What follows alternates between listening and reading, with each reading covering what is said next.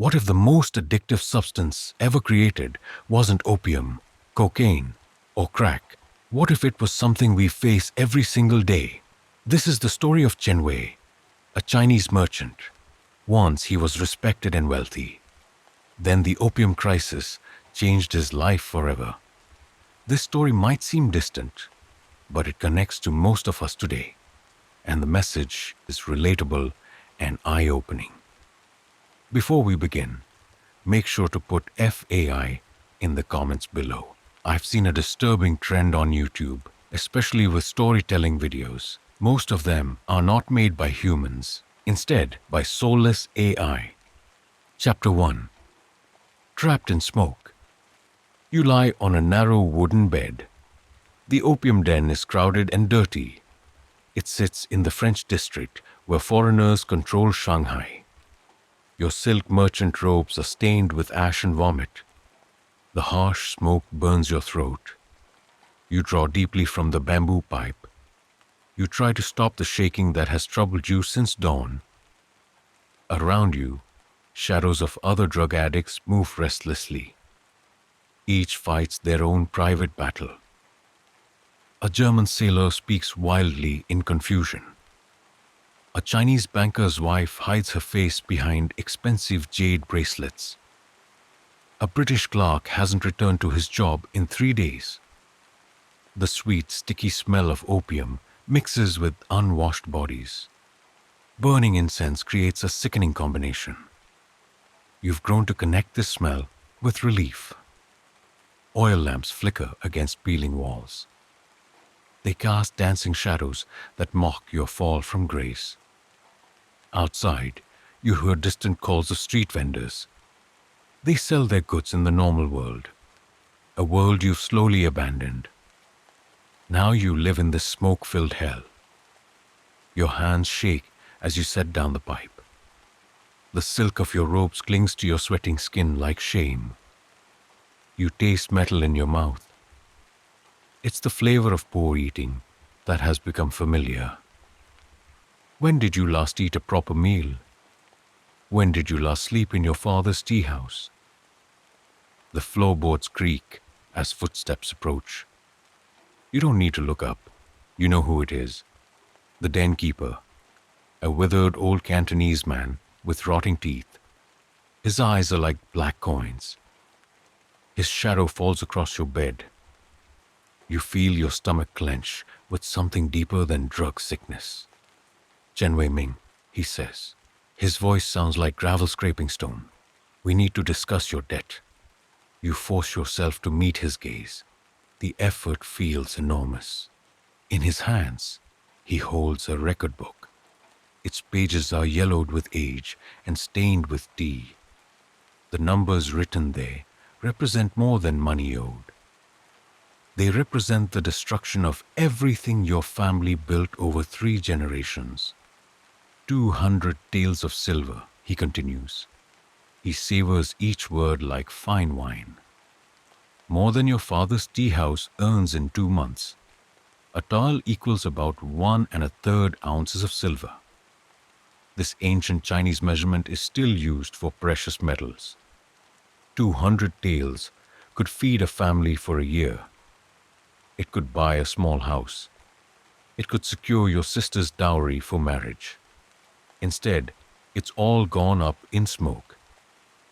Through your drug-clouded thoughts, you remember something. Yesterday, you saw anti-foreign posters in the Chinese Quarter. The Boxer movement grows stronger. These Chinese fighters oppose foreign influence. They call Westerners foreign devils. They blame them for China's shame. The irony cuts deep. Here you are, destroying yourself with foreign poison. The British forced opium on China through 2 brutal wars in the 1840s and 1850s. You've become a living symbol of national shame. The den keeper's smile reveals blackened teeth. But I am a reasonable man, he says. He closes the record book with a soft thud. I have proposals for how you might settle your debts. He leans closer. You smell garlic and tobacco on his breath. Your father's warehouse holds valuable things: tea, porcelain, silk, things that could easily go missing during these troubled times. Your throat tightens. Steal from your own family. The thought should horrify you, but the tremors in your hands grow stronger. Without another pipe soon, real agony will begin. Or perhaps, he continues, you could use your knowledge of the Chinese Quarter. Some foreign friends of mine need help. They're having trouble with the back alleys. A young man from a respectable family could be very useful. The choice hangs in the air like opium smoke itself, heavy and inescapable. Chapter 2. The Weight of Memory. Ghosts of memory rise through your consciousness. They carry you back to when such choices were unthinkable. As the den keeper waits for your answer, your mind drifts to the past. You seek the moment when Chen Wei Ming, the respected merchant's son, became Chen Wei Ming, the opium addict. You close your eyes. You try to block out his expectant stare. Behind your eyelids, you see faces. Your father bent over his accounting books. Your sister Mei Ling practicing calligraphy with careful precision. Your mother's ghost haunting memory corners with disappointed sighs. 2 years ago, none of this would have been possible. You were Chen Wei Ming, eldest son of the Chen family. You were heir to 3 generations of tea merchants. They had weathered dynasty changes and foreign invasions with stubborn success. The transformation began gradually. You barely noticed at first. Your mother, Lady Chen, had been coughing blood for months. Traditional medicines weren't helping. Western doctors in the international settlement charged enormous fees. They spoke in cold, clinical terms that made death sound like business. You started taking opium to help you sleep. Your mother's nighttime coughing fits kept you awake. Then you used it to calm your nerves during long hours beside her bed. Then you used it to numb the guilt when business kept you away from her final moments. She died on a Tuesday in March of 1898. You were passed out in this very den. You were chasing dragons through your dreams instead of holding her hand. Your father found you 3 days later. You still wore the clothes from what should have been your final visit with her. He didn't speak to you for a week. When he finally did, his voice carried disappointment worse than anger. Chapter 3. The Family Reckoning. That confrontation marked a new chapter in your family's story. Compromise and adaptation would be tested against tradition and honor. The conversation that followed would reshape everything. Not only your place in the family, but China's position in a changing world. We adapt or we die, your father had told you. He stood in the main room of the family tea house. Shelves held ceramic jars containing leaves from Fujian and Yunnan provinces. The foreigners have changed everything. We can hate them and starve, or we can learn their ways and survive. He gestured toward account books. They were filled with orders from British merchants, German trading companies, American importers. Your great-grandfather fought the first foreign devils with swords and honor. He lost. Your grandfather fought them with lawsuits and petitions. He lost. I fight them with commerce and compromise. So far, I'm winning. But compromise is a slippery slope. Your father, Chen Daoguang, maintains traditional respectability. Yet, he conducts business with the same foreign powers that humiliated China. He speaks pidgin English with British tea buyers. He serves French wine to German merchants. He keeps 2 sets of books, one for Chinese authorities, another for foreign partners. The success has made the family wealthy. But at what cost? Your younger sister Mei Ling represents everything you failed to become. At 16, she moves through the family compound with quiet grace. Her every gesture reflects years of careful cultivation. Her engagement to Liu Jianyu represents the family's rising status. He's a clerk in the Maritime Customs Service. It's a respectable match that bridges traditional values with modern needs. She practices embroidery in morning light. The light filters through paper screens. Her silk shoes make whisper soft sounds on polished floors. When she looks at you now, her eyes hold pity and fear. This cuts deeper than any drug sickness. The irony isn't lost on you. The Chen family tea house sits 3 blocks from the international settlement boundary. Traditional Chinese buildings mix uneasily with foreign-influenced structures. From your childhood bedroom window, you can see the German consulate tower. You can see the French Catholic Church spires, constant reminders of foreign presence. The very opium destroying you was forced on China by these same powers. Yet now you voluntarily poison yourself with their gift of national shame. Chapter 4. A City of Contradictions. As your addiction deepened, Shanghai itself mirrored your internal struggle. The city in 1900 had become a living symbol of tension, caught between old and new, east and west, tradition and survival. Shanghai is a city of contradictions, much like yourself. The old Chinese quarter retains its narrow alleyways and traditional houses, but sounds of change echo constantly. Horse-drawn carriages clatter over cobblestones originally laid for sedan chairs. Electric streetlights cast harsh shadows in corners that once knew only candlelight.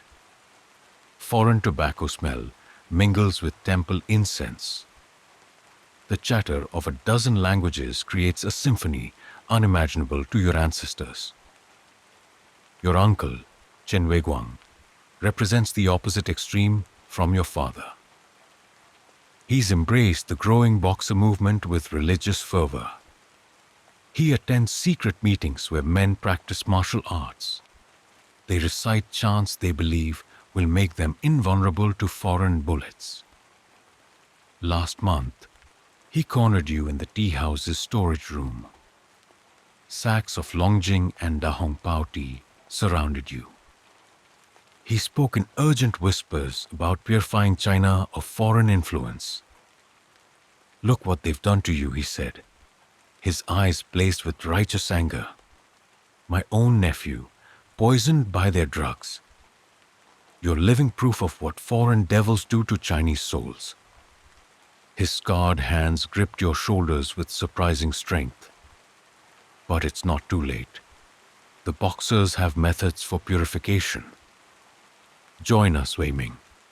Help us drive out the foreign devils and restore China's dignity.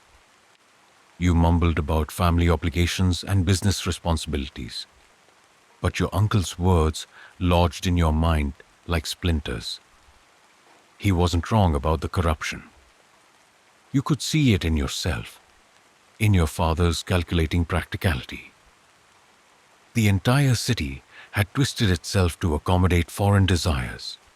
The question was whether resistance or adaptation offered the better path forward. Chapter 5. Choosing Sides. Your former friend Liu Tianran had made his choice. Once your closest companion, he'd grown distant as your addiction deepened. His political convictions hardened. The last time you saw him, 6 months ago, he was distributing anti-foreign pamphlets outside the Confucian temple. His scholar's robes had been replaced by simple cotton clothes. His eyes held the intense gleam of someone who'd found absolute truth in an uncertain world. "Foreign devils bring poison to our bodies and corruption to our souls," he declared. He pressed a crudely printed pamphlet into your hands. Every Chinese who collaborates with them is a traitor. The Boxers will cleanse China of this filth, starting with those who profit from our national shame. The pamphlet featured crude illustrations. Chinese fighters defeated foreign soldiers. The text promised that righteousness would triumph over technology. You threw it away, but the images haunted your opium dreams. Visions of yourself caught between charging Boxer spears and foreign rifles, with nowhere to run and no way to choose sides. Chapter 6. The Ultimatum. The den keeper clears his throat impatiently. He brings you back to the present moment. The weight of your debt presses down like humid Shanghai summer air. Around you, other addicts continue their slow dance with destruction. The German sailor sings a mournful folk song. The banker's wife counts her jade bracelets obsessively. The British clerk stares at the ceiling with empty eyes. Time is running short, the den keeper says. His voice cuts through the haze of memory and regret. My foreign friends are growing impatient. Your father's warehouse won't protect itself. Choose quickly, young Chen, before the choice is made for you. Outside, church bells from the French concession begin to toll. Their foreign bronze voices mix strangely with wooden fish drums from the Buddhist temple. Shanghai is waking up to another day of compromise and contradiction. You must decide whether to sink deeper into moral quicksand or find some way to claw back toward the light of family honor and cultural dignity. The tremors in your hands are getting worse. Without another pipe soon, real withdrawal will begin. The sweating, the cramping, the feeling that insects crawl under your skin. But perhaps that physical agony would be preferable to spiritual death. The choice between stealing from your family and betraying your people seems impossible. Yet facing your debts without compromise appears equally hopeless. Your father's voice echoes in memory, we adapt or we die. But adaptation can be its own form of death. Slower than a bullet, more subtle than poison, but just as final in destroying everything that makes life worth living. Chapter 7. The Confrontation at Home. When you finally stumble home through Shanghai's twisting streets, the approaching confrontation feels inevitable. The familiar sights of your neighborhood seem foreign now. Viewed through the lens of your compromised position and the choices you must soon make. The morning light filtering through paper screens feels harsh against your opium-dulled senses. You've been summoned to your father's office, supposedly to discuss quarterly inventory. But the tension in Chen Daguang's shoulders tells you this conversation will be about more than tea leaves and profit margins. The familiar scent of jasmine tea brewing cannot mask the sour smell of your withdrawal sweat. Your father can sense the change in you as surely as he can detect the quality of tea leaves by their aroma alone. Your hands shake as you attempt to pour tea from the delicate porcelain pot. The centuries-old ritual of family respect feels foreign and clumsy in your trembling fingers. The cup rattles against its saucer. The sound echoes through the small room like breaking glass. Your father doesn't look up from his books immediately, but you see his jaw tighten at the telltale sign of your condition. The Ming vase from the eastern alcove, he says finally. His voice is measured and careful. The one your great-grandfather brought back from Beijing. It's gone. The words hit you like cold water. You've been dreading this moment for weeks. Your throat tightens as you try to respond, but the metallic taste of withdrawal fills your mouth. Speech becomes difficult. You remember the night you took it, how heavy it felt in your arms as you carried it through dark streets to the pawn shop in the international settlement. The broker examined it with European tools and methods.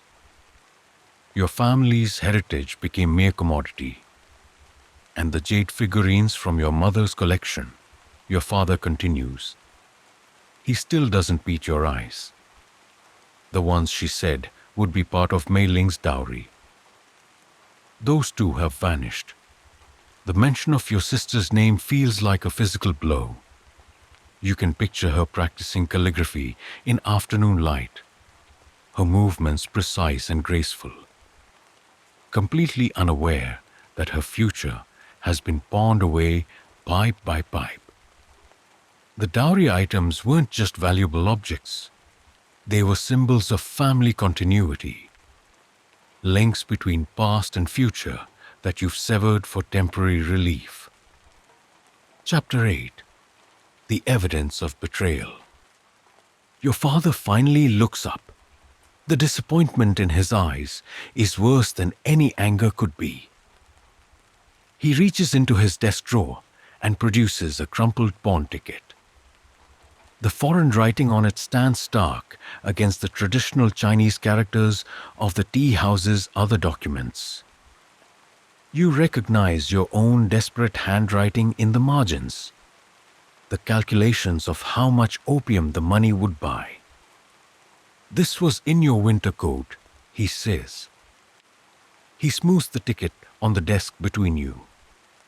"I found it when I asked the servants to prepare your clothes for washing. You've been gone for 3 days, Wei Ming. 3 days without word, without explanation. Your sister asked if you'd been taken by bandits." The weight of his words settles on your chest like a stone.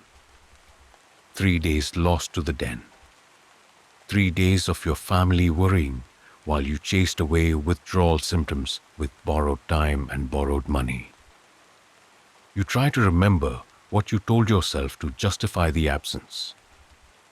But the memories blur together in a haze of smoke and shame. The porcelain alone was worth 60 taels, your father continues. His voice grows quieter and more dangerous.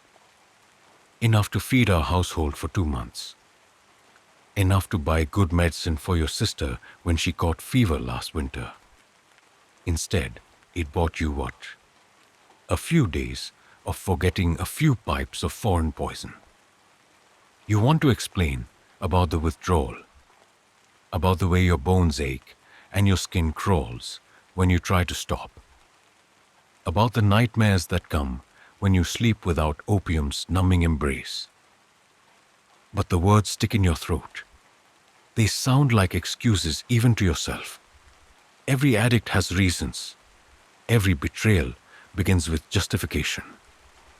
"I can stop," you manage to say. The words come out as a hoarse whisper. "I can get the money back. Restore what I've taken. The business is good, Father. The foreign contracts are profitable. I can work harder, take on more responsibility." Your father's laugh is bitter and short. "Work harder? You haven't been to the warehouse in a week. The German merchants from Siemens came yesterday asking about their tea shipment. I had to explain that my son, my heir, was indisposed. Do you know how that felt? To make excuses for my own blood to foreign devils." Chapter 9. A Sister's Grace. The sound of footsteps in the hallway announces your sister's approach. Her familiar soft-soled shoes create a gentle rhythm on polished wooden floors. Your father quickly covers the pawn ticket with other papers. The gesture speaks to the family's unspoken agreement to protect Mei Ling from the worst of your shame. When she enters, she bows respectfully before taking her place at the low table. She helps with correspondence there. Her eyes find yours immediately. "Elder brother?" she says. Her voice is carefully neutral. "You look tired. Perhaps you should rest." The kindness in her voice is almost unbearable. She knows. Of course she knows. The servants talk. The neighbors whisper. A girl of her intelligence couldn't miss the signs. Yet she still treats you with the respect due an elder brother. She maintains the fiction of family harmony even as you systematically destroy everything she holds dear. Your father watches this exchange with eyes that weigh every word and gesture. When Mei Ling begins to organize correspondence from foreign merchants, he speaks again. His voice carries a finality that makes your stomach clench. Chapter 10. The Ultimate Choice. I've been thinking about your uncle's offer, he says. Perhaps it's time for you to spend some months with him. Away from the city, away from temptations. The suggestion hangs in the air like incense smoke. Your uncle's offer meant joining the Boxer movement, undergoing their physical and spiritual purification rituals, embracing the anti-foreign sentiment that your father has spent years carefully avoiding. It would mean abandoning the opium dens of the international settlement. But it would also mean abandoning any hope of maintaining your family's profitable foreign relationships. The alternative, your father continues, is that you take full responsibility for your actions. Confess everything to me. Submit to whatever treatment I deem necessary. Work to repay every tale you've stolen from this family's future. You can see the calculation in his eyes, the merchant's instinct for weighing costs and benefits. He's offering you two paths: exile to your uncle's radical purification, or complete submission to his authority. Both would mean giving up your independence, your ability to seek opium when withdrawal becomes unbearable. There is a third option, he says. His voice drops to barely above a whisper. You could leave this house entirely, take nothing that belongs to this family, claim no connection to our name, make your own way in the world. I would tell people that Chen Wei Ming died of fever. We would never speak of you again. The finality of this third choice hits you like a physical blow. Complete exile, the severing of all family ties, the death of your identity as surely as if you'd been buried in the ground. It would free you to pursue your addiction without restraint. But it would also condemn you to the fate of countless other opium addicts, ending your days as a nameless corpse in foreign-controlled territories. Your sister's brush pauses over the paper where she's been copying addresses. You realize she's listening to every word despite her apparent focus on work. This conversation will shape not just your future, but hers as well. Your disgrace affects her marriage prospects, her social standing, her entire life's path. The tremors in your hands are getting worse. Soon, the real withdrawal symptoms will begin. The sweating, the cramping, the feeling that your skin crawls with insects. Whatever choice you make must be made quickly, before your body's desperate need for opium clouds your judgment entirely. Outside, you hear the morning sounds of Shanghai awakening, street vendors calling their wares, the clatter of cartwheels on stone, the distant whistle of a foreign steamship in the harbor. The city continues its daily dance of commerce and survival, adaptation and resistance. While you sit in this room, facing the consequences of choices you can barely remember making, your father waits with the patience of a man accustomed to difficult negotiations, but you can see the pain in his eyes, the struggle between his love for his son and his duty to protect the family's future. The choice you make in the next few moments will determine not just your own fate, but the path of everything your ancestors built and everything your descendants might inherit. Chapter 11. The Crisis Deepens. Time passes with the relentless weight of approaching catastrophe. The choice you made in your father's office to attempt recovery under his strict supervision has brought you through weeks of withdrawal's agony. But now, as summer gives way to the turbulent days of 1900, personal struggles merge with national crisis. The Boxer Rebellion that has been simmering in the countryside finally reaches Shanghai's gates. With it comes a reckoning that will test every compromise and allegiance your family has made.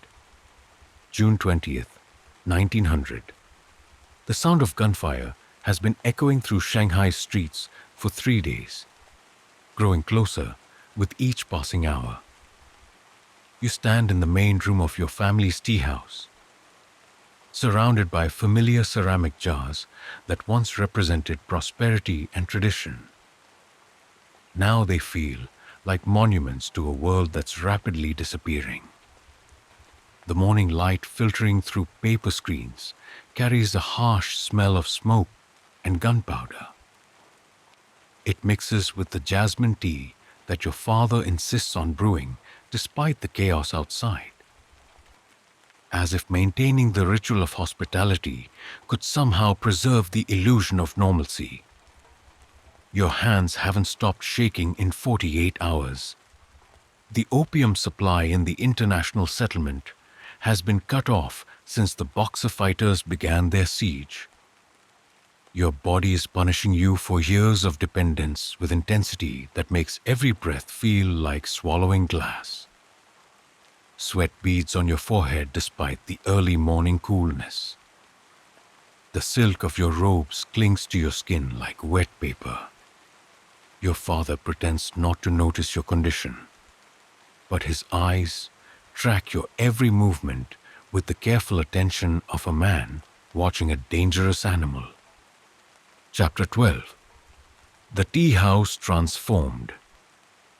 The tea house has been transformed by the crisis, from a place of business into a center of information and desperate planning. The men who gather here now come not to negotiate contracts, but to navigate the collapse of the world they once knew.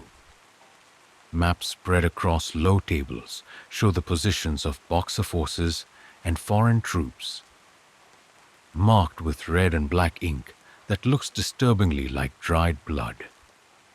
Your father moves among the assembled men with quiet authority, his voice steady as he discusses supply routes and safe passage.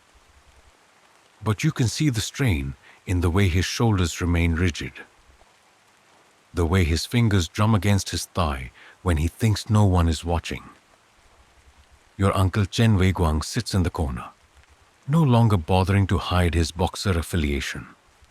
The simple cotton clothes he now wears mark him as a fighter. The red sash around his waist identifies him as one of the movement's organizers. His eyes burn with the fervor of righteous conviction. But when they fall on you, you see something darker. The cold calculation of a man who has discovered a perfect tool for his cause. Foreign devils have been asking questions, he announces to the room. His voice cuts through the low murmur of conversation like a blade through silk. Their Chinese running dogs have been very helpful, providing names and addresses of patriotic citizens. Very helpful indeed. The emphasis he places on those words makes your stomach clench with something beyond withdrawal sickness. You know he's talking about you, about the information you've been feeding to Madame Dubois in exchange for opium and promises of protection. The other merchants shift uncomfortably. Some cast suspicious glances in your direction. Others studiously avoid eye contact altogether. Chapter 13. The engagement ends. Your sister Mei Ling enters carrying a tray of teacups. Her movements are as graceful as ever, despite the tension that fills the room. She's 20 now, no longer the sheltered girl you remember from before your addiction consumed your life. The steel in her spine reflects the family's determination to survive this crisis with dignity intact. When she sets down the tray, her hand briefly touches your shoulder. A gesture of support that nearly breaks your already fragile control. "The engagement is off," she says quietly, her voice pitched for your ears alone. Liu Jianyu's family cannot afford to associate with complications. The words hit you like physical blows. Your sister's marriage, carefully arranged to secure her future and strengthen the family's social position, has become another casualty of your choices. You want to apologize, to beg her forgiveness, but the words stick in your throat like sawdust. Instead, you watch her serve tea to men who increasingly view your family as tainted by foreign collaboration. Their polite acceptance of hospitality barely masks their suspicion and contempt. Chapter 14. The Foreign Arrival. The sound of approaching footsteps on the cobblestones outside makes everyone freeze. These aren't the measured steps of ordinary pedestrians, but the synchronized march of armed men moving with military precision. Your father's hand moves instinctively toward the drawer, where he keeps the pistol he purchased from a German merchant, but your uncle's sharp gesture stops him. "Let them come," Chen Weiguang says. His voice carries the quiet confidence of a man who has been expecting this moment. Truth will out, as the foreign devils say. The door opens without ceremony. Madame Dubois sweeps into the room, followed by 2 French soldiers and a Chinese man you don't recognize. Her European dress looks out of place in the traditional setting. Her perfume clashes with the incense and tea smoke like warring armies. Her eyes find yours immediately. The smile she offers is both predatory and triumphant. "Monsieur Chen," she says. Her accented English carries clearly in the suddenly silent room. "How delightful to find you here. We have been looking everywhere." Your father steps forward. His merchant's instincts for negotiation override his fear. "Madame, this is a family establishment. We have no quarrel with foreign residents." "Oh, but you do," she replies. She produces a leather portfolio from her bag. "Your son has been most helpful in identifying certain troublemakers. Boxer sympathizers who pose a threat to the international settlement's security. The authorities are very grateful for his cooperation." Chapter 15. The Betrayal Revealed. The portfolio contains maps of the Chinese quarter marked with your handwriting. Lists of names you provided during opium-hazed conversations. Detailed descriptions of meeting places and safe houses. Seeing your betrayal laid out so systematically makes your knees weak. You've been more than just an informant. You've been a systematic destroyer of your own people's resistance. Your uncle's laugh is bitter and knowing. So the foreign devil's running dog reveals himself at last. "Did you think we didn't know, nephew? The Boxer Society has eyes and ears. We've been watching you for months, waiting to see how deep your treachery runs." The Chinese man with Madame Dubois steps forward. You recognize him now? One of the compradors from the British trading house. A man who has made his fortune facilitating foreign trade at the expense of Chinese interests. His presence here represents everything your uncle despises about collaboration with foreign powers. "The situation has changed," the comprador announces. His Mandarin carries the clipped precision of someone accustomed to delivering ultimatums. "The Boxer rebels are planning a major assault on the settlement within hours. We need someone who knows the back alleys, the hidden passages, the safe routes through the Chinese quarter. Someone whose family connections provide perfect cover." Chapter 16: The Final Temptation. Madame Dubois opens a small wooden box. It reveals rows of opium pills arranged like precious gems in velvet-lined compartments. The sight of them sends a wave of desperate hunger through your body, stronger than anything you've ever experienced. Your hands shake harder. Sweat begins to pour down your face despite the morning coolness. "Enough to last a month," she says. Her voice is honeyed with false kindness. "Plus 500 taels of silver for your family's future security. All you need to do is guide a small force of international troops through the Chinese quarter to arrest the Boxer leaders before they can launch their attack." The offer hangs in the air like opium smoke, sweet and poisonous and impossible to ignore. 500 taels would solve your family's financial problems, restore your sister's dowry, perhaps even provide enough security to rebuild the tea business after the crisis passes.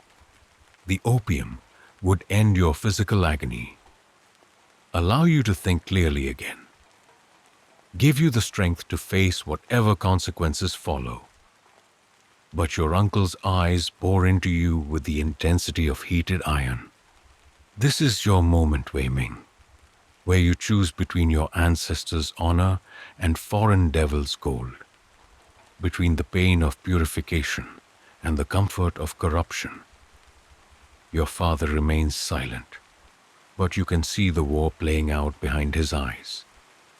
The practical side recognizes the offer's benefits, but the traditional Chinese patriarch cannot ignore the moral implications of his son becoming a full collaborator with foreign occupiers. Your sister's face shows no emotion, but her hands clench and unclench rhythmically, as if she's trying to squeeze strength from empty air. The comprador grows impatient. Time is short. The assault begins at sunset. If you refuse, the blood of foreign civilians will be on your hands. If you accept, you save lives and secure your family's future. Foreign civilians your uncle spits. What about Chinese civilians? What about the women and children who will die when foreign troops rampage through our streets seeking revenge? What about the honor of our ancestors who fought and died to keep China her free?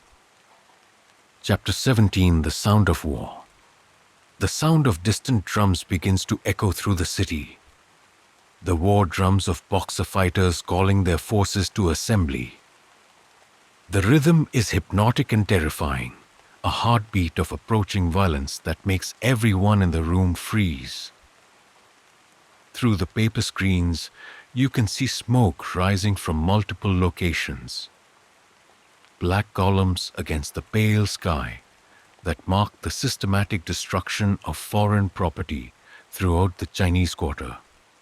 Your withdrawal symptoms intensify, as if your body recognizes that this moment will determine whether relief comes, or whether you'll face the full agony of detoxification without hope of reprieve. Your vision blurs at the edges. You taste blood where you've bitten your tongue to keep from crying out. Every nerve in your body screams for the contents of that wooden box, for the temporary peace that would come with surrender to foreign demands. But looking at your sister's face, you see something that cuts through the haze of desperation. Not disappointment, not anger, but a kind of resigned sadness. It speaks to the death of hope itself. She expected this moment, has been preparing for it since your addiction began. It's systematic destruction of family honor. The question is whether you'll confirm her worst fears, or find some fragment of the man you used to be. Chapter 18: The Moment of Truth. The opium box sits open on the table between you and your fate. Its contents promise relief from both physical and moral pain. The silver coins clink softly as Madame Dubois counts them. Their metallic song mixes with the approaching war drums. creating a symphony of temptation and terror. Your uncle's hand rests on the hilt of the Dao sword concealed beneath his robes. Your father's fingers drum against his thigh in the rhythm of a man calculating odds and consequences. Outside, the city of Shanghai prepares for battle. A battle that will determine the balance of power between Chinese resistance and foreign domination. Inside this tea house, surrounded by ghosts of 3 generations of merchants, you face a decision. It will define not just your own fate, but the meaning of loyalty itself. The tremors in your hands reach a crescendo as you stare at the opium box.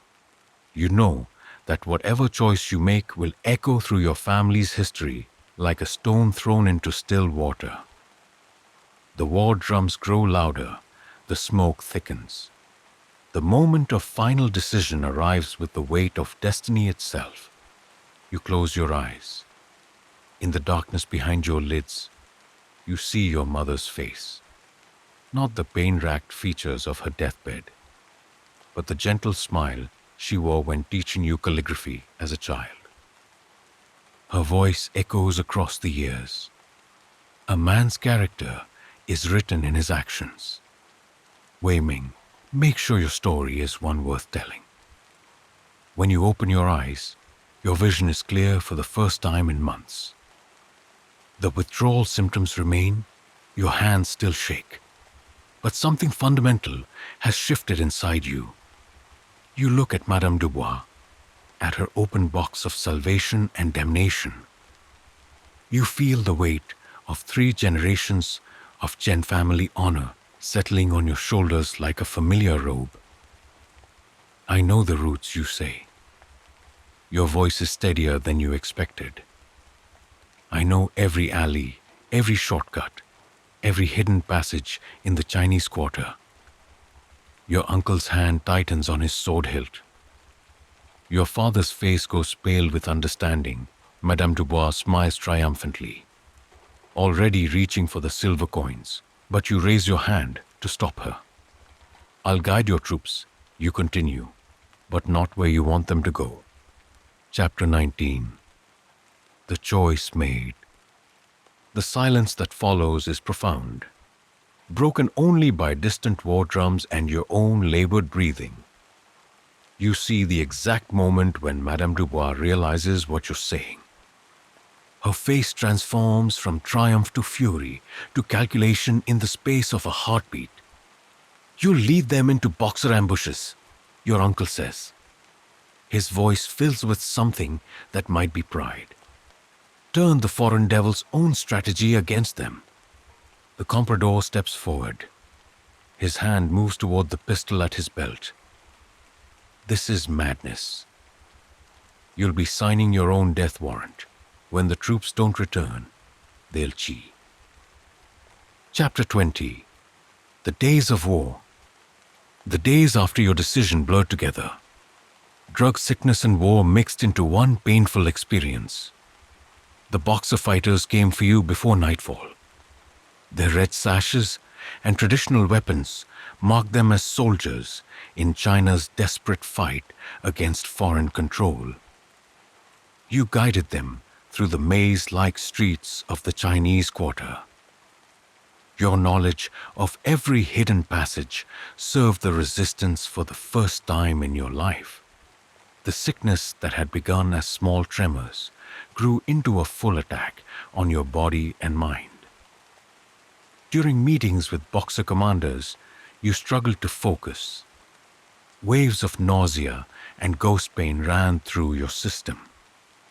Your hands shook so badly you could barely hold a brush to mark the false maps. Your family watched over you during those first crucial days. They took turns sitting by your bed in the storage room behind the tea house.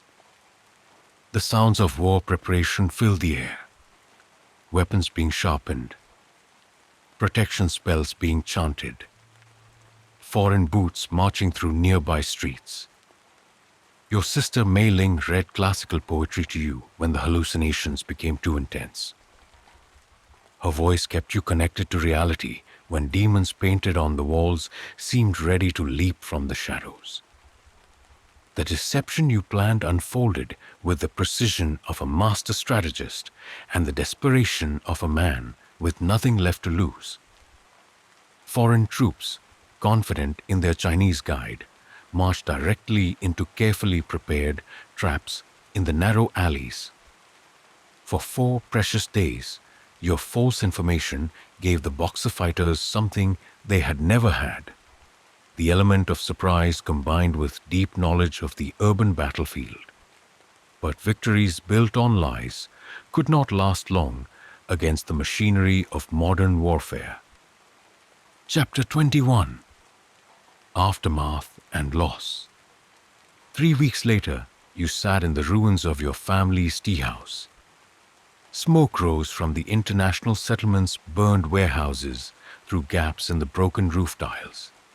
The siege had ended, as it was perhaps always meant to, in defeat for the Chinese forces and swift, merciless punishment from the foreign powers. Your deception worked for exactly 4 days. But those 4 days felt like a lifetime when measured against the years of shame that came before. The drug withdrawal was worse than you ever imagined. For the first week after your decision, your body punished you with terrible intensity. You lay on the floor of the storage room, surrounded by empty ceramic jars that once held the finest tea leaves. Cramps twisted your stomach into knots. Hallucinations painted demon faces on the walls. Your father and sister took turns caring for you. They forced rice porridge between your lips when you could keep nothing else down. They held your head when the vomiting became violent. They spoke in low, patient voices when fever dreams made you cry out in terror. But you survived. Against all odds, you survived. The physical pain gradually faded. It was replaced by a different kind of pain. The sharp, clean ache of clarity, returning to a mind that had been clouded for years. You began to remember forgotten things. The taste of your mother's cooking, the sound of your sister's laughter, the pride in your father's voice when he spoke of the family business. The memories hurt, but they also anchored you to something real. Your uncle Chen Weiguang didn't survive the foreign punishment. He died fighting in the final attack on the British consulate. His Dao sword was in his hand and the red sash of the Boxer Society around his waist. The news came from a young fighter who escaped the massacre. The Honorable Chen Weiguang fell like a pine tree in the storm, he said. His roots deep in Chinese soil, his branches reaching toward heaven. You wept for him that night. Not just for his death, but for the years of contempt and misunderstanding that had separated you before his final acceptance of your choice. Chapter 22: The New World. The false information you provided saved perhaps 30 Boxer fighters from immediate capture. But it also sealed the fate of everyone who trusted you. When the international forces discovered the deception, their response was systematic and brutal. Lists were drawn up. Photographs were taken. A price was placed on your head that made you valuable to any bounty hunter. The wanted posters appeared throughout the international settlement.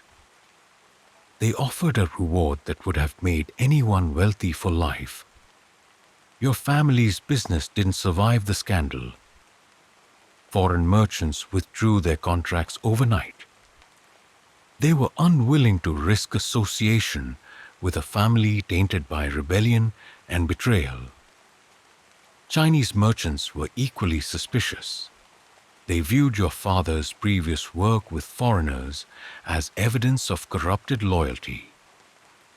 Within a month, the tea house that had served your family for 3 generations was empty. Only unsold inventory and unpaid debts remained. But something unexpected happened after the loss. Your sister Mei Ling was freed from an arranged marriage that had been cancelled due to family disgrace. She began to discover her own strength. She started teaching calligraphy to neighborhood children. Her precise brushstrokes and patient manner earned respect and small payments that helped keep the family fed. Watching her adapt to impossible circumstances, you realized something important. Your addiction had not been the only thing keeping the family trapped in old patterns. As seasons turned and Shanghai began rebuilding, immediate survival gave way to longer challenges. The challenge of defining what life would look like in this transformed world. The rubble had been cleared from most streets, but the psychological landscape remained scarred by violence and upheaval. Foreign soldiers still patrolled the Chinese quarter. Their presence was a constant reminder of the new balance of power. Your father found different work. Stripped of his role as a prosperous merchant, he began working as a translator for Chinese families. They were seeking to recover property seized during investigations. The work paid poorly but carried moral weight that his previous foreign dealings had lacked. The international forces eventually withdrew from the Chinese quarter, but the scars of the siege remained visible in burned buildings and shattered lives. The Boxer Protocol imposed massive payments on China. It granted foreign powers even greater rights. Your individual rebellion had been absorbed into a larger story of Chinese resistance and foreign domination. The months passed slowly. Each day brought small signs of a city learning to function again. Street vendors returned to their corners. Children began playing in rebuilt courtyards. The rhythms of daily life gradually reasserted themselves over the chaos of war. Yet everyone understood that something fundamental had changed, not just in the city's political structure, but in the very conception of what it meant to be Chinese in a world increasingly dominated by foreign powers. During this period, you found yourself in a strange position in Shanghai's social hierarchy. No longer the prosperous merchant's son you had once been, but not quite the outcast that collaboration and betrayal might have made you. You existed in a space between worlds. The Chinese community viewed you with mixed feelings. Suspicion for your previous collaboration with foreign interests, but respect for your ultimate choice to resist when resistance seemed most hopeless. Chapter 23. Rebuilding Among Ruins. 6 months after the siege ended, you encountered Liu Tianran in the ruins of the Confucian Temple. This was where he once distributed anti-foreign pamphlets. The temple had stood for nearly 3 centuries as a center of learning and cultural preservation. Foreign artillery had reduced much of it to rubble.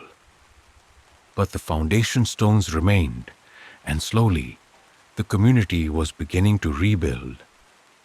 The building's main hall had been gutted by fire. Wooden beams were reduced to charcoal. Stone foundations were cracked by heat. Liu was thinner than you remembered. His scholar's robes were replaced by simple workers' clothes. But his eyes still held the fierce conviction that had driven him to the Boxer cause. So the foreign devil's running dog became a Chinese patriot after all, he said. His voice carried neither anger nor forgiveness, just weary recognition of complexity. Too late to save our cause, but perhaps not too late to save your soul. You talked for hours among the temple ruins. You shared stories of the siege, of survival, of the choices that had led both of you to Meras. He told you about Boxer fighters who died believing their spiritual protection would turn foreign bullets into water, about villages burned in punishment for supporting the rebellion, about the growing understanding that resistance and adaptation might not be opposing strategies for Chinese survival. The foreign devils will remain, he said finally. He watched the sun set over Shanghai's transformed skyline. Their guns are too strong, their ships too many. But they cannot kill the Chinese spirit. They cannot destroy what makes us who we are. Perhaps that's enough. Perhaps that's victory of a kind. The conversation with Liu marked a turning point. Walking home through streets that still bore battle scars, but showed increasing signs of renewal, you began to see your situation differently. Not as permanent exile from respectability, but as an opportunity to forge a different kind of existence. The old categories no longer applied. Successful merchant, respectable collaborator, shameful addict. These labels had no meaning in a world where everyone was struggling to redefine themselves. Chapter 24. New Purpose. As winter approached, you found yourself working alongside your father in his translation business. Your knowledge of the streets proved surprisingly valuable. Your experience with both foreign and Chinese authorities helped families navigate the changed world. The work was difficult and sometimes dangerous. Many families you helped were still regarded with suspicion by occupying forces. But it carried a sense of purpose that the opium dens never provided. You were helping people move through a world that had been fundamentally altered by forces beyond their control. The physical craving for opium never entirely disappeared. On cold mornings, when your hands shook with remembered withdrawal, you felt the pull of that sweet, numbing embrace. During long nights when sleep remained difficult, the craving whispered promises of relief. But you had learned to recognize the craving as a voice from your past, rather than a command for your future. The choice to resist became daily practice. Like calligraphy or meditation, it required constant attention, but grew stronger with repetition. Your sister's calligraphy students included both Chinese children, learning traditional characters, and foreign children whose parents wanted them to understand local culture. Watching her teach, you realized her work represented a different kind of resistance. Not the violent confrontation your uncle had chosen, but the quiet preservation of cultural knowledge in a world determined to erase or transform it. Her students' careful brushstrokes carried forward something essential that military conquest could not destroy. The transformation of your family's former tea house into a small school happened gradually. What began as your sister's informal calligraphy lessons evolved into a more structured educational enterprise. Your father realized that his translation services and her teaching skills could be combined into sustainable work. The building that had once hosted elaborate ceremonies for the finest teas now echoed with children's voices. Their recitations mixed Chinese classical poetry with practical English phrases needed for navigating Shanghai's multicultural reality. The irony was clear. The space where your family had once profited from mediating between Chinese and foreign interests now served as a bridge between cultures in a more fundamental and honest way. Standing in the doorway of your family's former tea house, you felt the weight of choices made and unmade. The building still smelled faintly of jasmine and Longjing tea. But those scents were overlaid now with ink and paper, with the sounds of children learning to read and write, with quiet conversations of families seeking help in a changed world. The Chen family name carried no great honor in Shanghai's rebuilt commercial district, but it no longer carried the shame of collaboration or the disgrace of addiction. You had learned that redemption was not a destination, but a direction. Not a final achievement, but a daily commitment to choosing difficulty over ease, pain over numbness, engagement over escape. The opium dens of the French concession still operated. They still offered their sweet poison to those who could not face the world without chemical assistance. But you walk past them now with the careful attention of someone who knew exactly what they were choosing to refuse. Your story had become part of Shanghai's larger narrative of survival and transformation. One thread in a tapestry that included foreign domination and Chinese resistance, traditional values and modern necessities, individual choices and historical forces. The city continued to change around you, its streets filled with multiple languages, its architecture mixed east and west. But you had found your place within that complexity, rather than being destroyed by it. Sometimes, late at night, when the city grew quiet, you imagined your mother's ghost moving through your childhood home. Her presence was both blessing and challenge. You thought she would understand the choices you made, the price you paid, the long road back from complete moral collapse. Her voice echoed in your memory. A man's character is written in his actions, Wei Ming. Make sure your story is one worth telling. The story continued, day by day, choice by choice. In the small classroom, where traditional Chinese characters were taught alongside practical English phrases, where the past was preserved even as the future was embraced. It was not the story you had imagined as a prosperous merchant's son, but it was a story you could tell without shame, a life you could live without the numbing embrace of foreign poison. And in a world where so many stories ended in defeat or compromise, that kind of survival might be the most radical choice of all.